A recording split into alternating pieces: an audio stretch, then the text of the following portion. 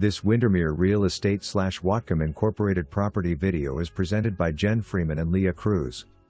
Don't miss your chance to get into an updated 2-bedroom Jacobs Landing unit for $275,000.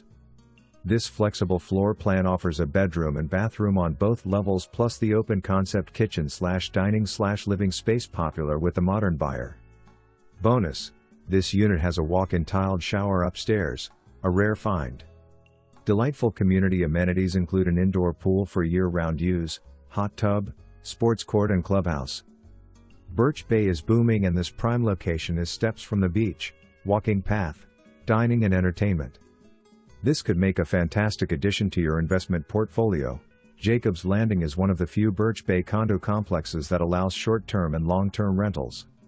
Strategically nestled between Vancouver, BC and Seattle, Washington, this is a wonderful place to call home permanently or for your weekend getaways. For more information, review the details below or contact Jen Freeman and Leah Cruz at 360-815-0803.